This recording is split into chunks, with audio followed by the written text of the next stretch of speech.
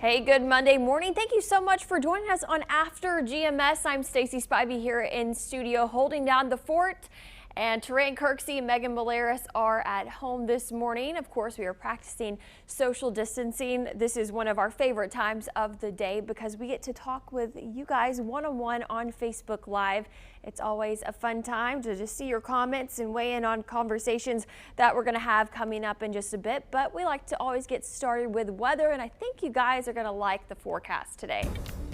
Oh yeah, certainly think that that's going to be the case for everyone. We're going to see plenty of sunshine all day long. High temperatures end up in the upper 60s to low 70s. A little bit breezy from time to time. Tuesday still nice, and then Wednesday we'll see our next chance of showers and storms. A couple of those could be strong. We'll watch that carefully for you. We dry out as we end the week, and the weekend looking very, very nice with high temperatures. Saturday in the mid 70s. For Sunday, we're going to say high temperatures right now in the upper 70s to low 80s, but there are some indications that it could be even warmer than that. We could see high temperatures on Sunday in the mid 80s in a few spots. That's a quick look at your 7-day forecast. Let's get to your headlines right now. A big question Governor Roy Cooper says he is facing is whether to lift the stay-at-home order on May 8th as planned and move forward with reopening our state. Governor Cooper recently extended the order from April 29th to May 8th in order to stop the spread of the virus. The group called Reopen NC opposes the governor's decision, and it protests it every Tuesday in Raleigh, urging the governor to lift the order now and re-jump the economy. The group plans to protest in Raleigh again tomorrow. Governor Cooper will be looking at the state's COVID-19 numbers as he makes his decisions. Let's look at them now. At last check, the North Carolina State Health Department reported nearly 9,000 confirmed coronavirus cases, with the number rising about 224 hours this weekend. Keep in mind, testing is increasing. There are almost 300 deaths statewide, and at least 451 people are in the hospital. In the Triad County, officials report in Guilford County 299 cases and 17 deaths. In Forsyth County, 153 cases and 5 deaths. Deaths from coronavirus in the U.S. now top 54,000, and the number of positive cases is nearing 1 million. Peaks in some areas are still to come, but at least 20 states are set to partially reopen their economies in the coming days. Those states include Colorado, Minnesota, and Mississippi. In Georgia, which started reopening last week, restaurants and movie theaters will be able to reopen today. President Trump is scheduled to hold a press briefing today after he did not appear at the coronavirus updates over the weekend. Saturday, the president tweeted the nearly daily press briefings are not worth the time and effort. The tweets came after the president suggested scientists look into disinfectants as a treatment as a way to cleanse the body. The president said that comment was sarcastic and meant to be taken as satire. That's a look at your headlines this morning. As criticism continues to pour in over President Trump's disinfecting comments, the CDC says you should clean and disinfect frequently touched surfaces at home to help prevent the spread of the coronavirus. And if you're a parent, you should keep those poisonous cleaning products away from children. Let's get to WFMY News 2's Candace Redd with how to keep your kids safe. Accidental poisonings are on the rise amid the coronavirus pandemic. In fact, the CDC says that calls to U.S. poison centers about cleaner and disinfectant exposures increased by 20% over the past 3 months. CDC research also shows that more than 300 children are treated in an emergency department every day, and 2 children die as a result of being poisoned. Everyday items in your house, such as household cleaners, can be poisonous to children. The majority of poisonings happen in the kitchen, bathroom, and bedroom. Taking a look at your screen, here are a few tips. Keep all household cleaners in locked cabinets or out of the reach of children. Keep products in their original containers. Do not use food containers such as cups or bottles to store household cleaners and other chemicals or products. Keep all cleaning and even laundry products locked up and out of the reach of children as well. If you have a poison emergency, pick up the phone and dial 911. It's also a good idea to make sure that you know the nationwide poison control center phone number for emergencies as well. For more information on this story, all you have to do is head over to our website. That's WFMYnews2.com. Some big news happening across the world this morning. Today, high school and middle school students in Shanghai and Beijing, China started returning to class for the first time in 3 months after schools closed there to prevent the spread of coronavirus. In Shanghai, students lined up outside the school's entrances with marks at 1 meter distance on the ground to maintain social distancing. They also had to pass through thermal detectors before seeing their classmates again. In the UK, Prime Minister Boris Johnson returns to work almost a month after he tested positive for COVID-19. And the British UK is looking to reopen its government. It'll outline plans for an easing of the coronavirus lockdown in the coming days, but warned there would be difficult judgment calls to make so as not to trigger a second wave of the outbreak.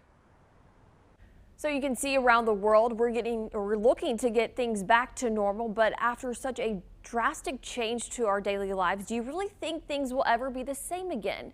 We want to hear from you. Just let us know in the comments below.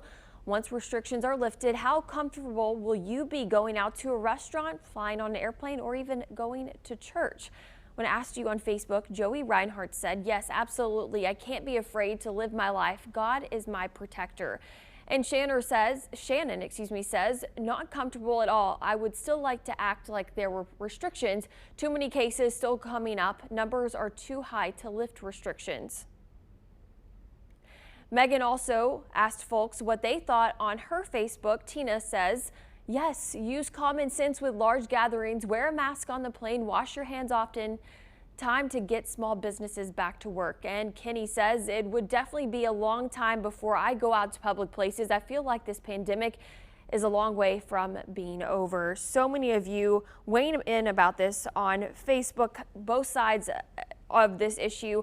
Guys, I think that I will probably be more willing to go out and about once restrictions are lifted, but I'm going to be extra cautious. I will be wearing a mask if I ever go back on a plane or go into a restaurant. I'm going to be using the hand sanitizer very often and just really taking those extra steps. I think that from now on, I'm definitely more of a germaphobe than I've ever been in my entire life.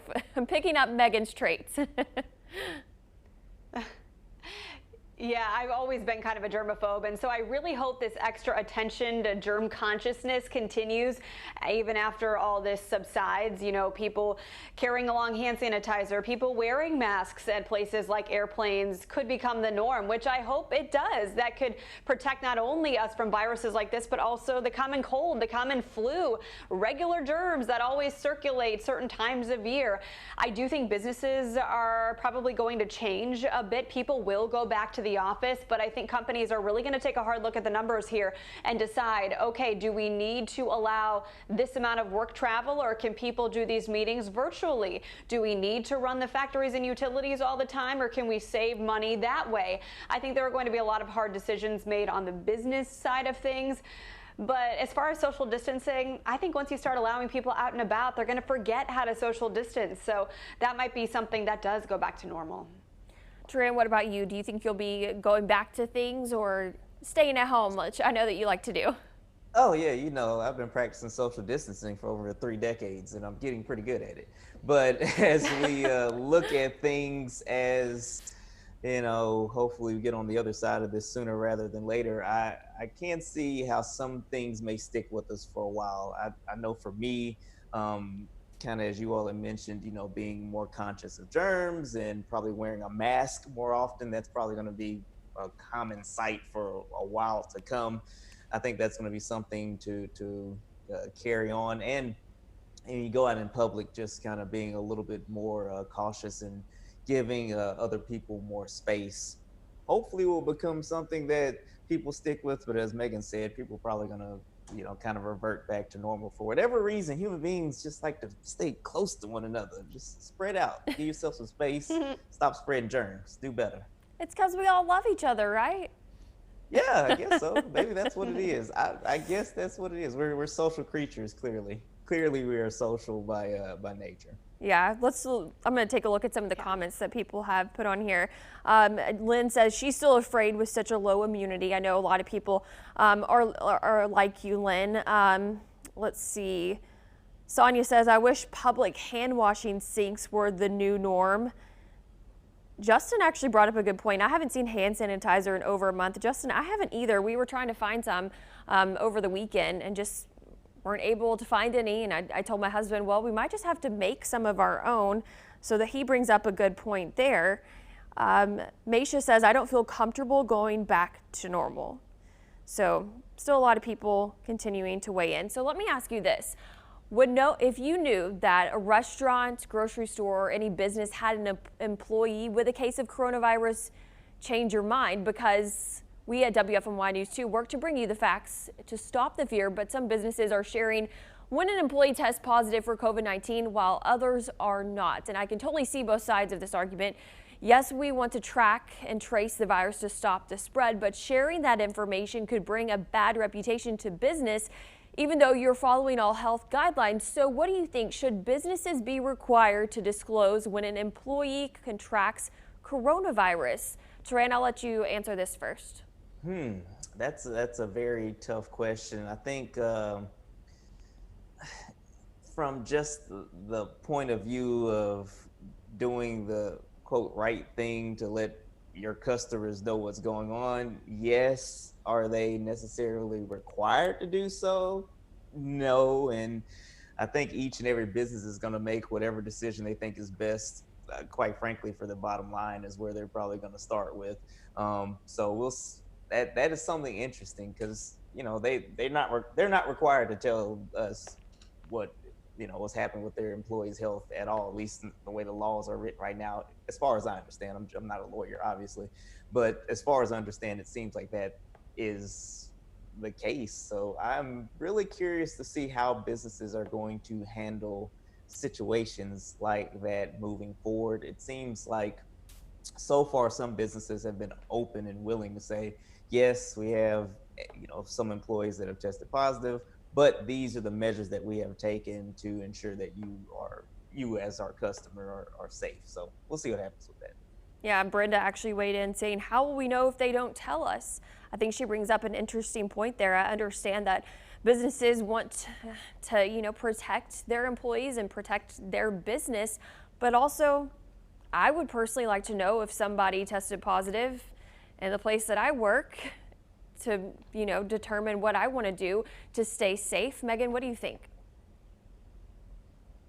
Yeah, I agree. Obviously businesses do not have to tell their employees, should they? Well, that's an ethical debate. I think as an employee of a company who, if hypothetically, if this were to happen, I would want to know if I had been exposed so that I could take the proper measures to stay at home for 14 days. With that exposure and potentially, further exposing my family, I'd want to know and be able to take precautions accordingly. Let's see what some of you are saying. You seem to agree, yeah, that these companies should be able to tell you, and we'll continue investigating reports. I just got an email this morning of someone asking me to look into his company where he believes there was an employee infected and he wasn't notified. So we're hearing situations like this, and it will certainly come up again, especially as testing continues and we keep finding out potentially that the numbers will continue to increase.